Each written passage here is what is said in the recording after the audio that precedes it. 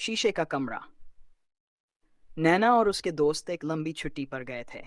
वे एक छोटे से गांव में एक पुरानी हवेली में रुके थे, जहां उन्हें एक रहस्यमयी कमरे के बारे में बताया गया था।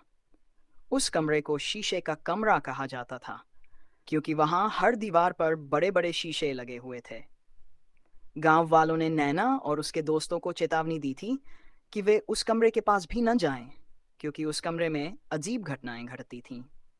लेकिन दोस्तों ने इसे सिर्फ एक पुरानी कहानी समझकर अनसुना कर दिया।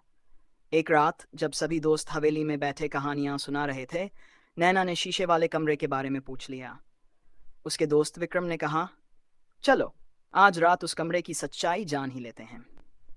सभी ने हामी भरी और वे सब शीशे वाले कमरे की तरफ बढ़ गए। कमरे का दरवाजा जंग लगा हुआ था और उसे खोलने में काफी मशक्कत करनी पड़ी। जैसे ही दरवाजा खुला, एक ठंडी हवा का झोंका आया और सबके रोंगटे खड़े हो गए। कमरे के अंदर घुसते ही सबके चेहरों पर हैरानी छा गई। कमरे की चारों दीवारें शीशे की बनी हुई थीं। हर शीशा साफ और चमकदार था, जैसे अभी अभी साफ किया गया हो। विक्रम ने हंसते हुए कहा, देखो कोई भूत वूत नहीं है यहाँ, सब बेकार की बातें हैं। लेकिन तभी नैना ने एक अजीब बात नोटिस की। उसके और उसके दोस्तों की परछाई शीशों में नहीं दिखाई दे रही थी। यह क्या? उसने घबराते हुए कहा। हमारी परछाई कहाँ हैं? विक्रम ने उसे मजाक समझा और कहा, नैना तुम भी ना डराने की कोशिश मत करो। लेकिन जब उसने खुद देखा तो वह भी चौंक गया। वह सब अभी सोच ही रहे थे कि अचानक सभी शीशों में अजीब सी हलचल होने लगी। सभी शीशों में धुंधलापन आने लगा, और जैसे ही धुंधली परछाइयां साफ होने लगीं, सबने देखा कि शीशों में उनके ही जैसे लोग खड़े हैं। लेकिन ये परछाइयां अजीब थीं। उनके चेहरों पर भयानक मुस्कान थी और उनकी आंखें लाल जल रही थीं।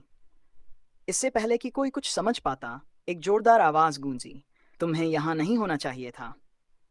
विक्रम ने घबराकर कमरे से बाहर भागने की कोशिश की, लेकिन दरवाजा बंद हो चुका था। उसने जोर जोर से दरवाजा पीटना शुरू कर दिया, लेकिन कोई असर नहीं हुआ। बाकी दोस्त भी चीखने लगे, लेकिन कोई सुनने वाला नहीं था।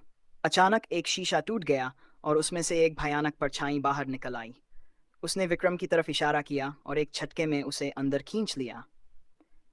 विक्रम की चीखों से कमरा गूंज उठा, लेकिन कोई कुछ नहीं कर पाया। अब बाकी के दोस्त भी बुरी तरह डर चुके थे।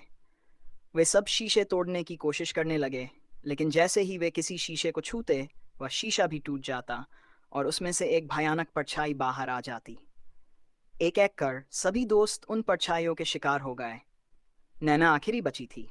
वह रोते हुए माफी मांग रही थी, कृपया हमें छोड़ दो, हमें नहीं पता था कि हम क्या कर रहे हैं।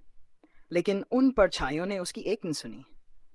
एक आखिरी भयानक परछाई आई और नैना को भी शीशे के अंदर खींच लिया। अगले दिन जब गांव वाले हवेली आए, तो उन्होंने देखा कि शीशे वाला कमरा फिर से शांत था। लेकिन अब उन शीशों में चार नई परछाइयां थीं, जो किसी मदद की गुहार लगाते हुए दिखाई दे रही थीं। गांव वाले चुपचाप वापस चले गए। उन्हें पता था कि अब शीशे का कमरा और भी ज्यादा खतरनाक हो गया है।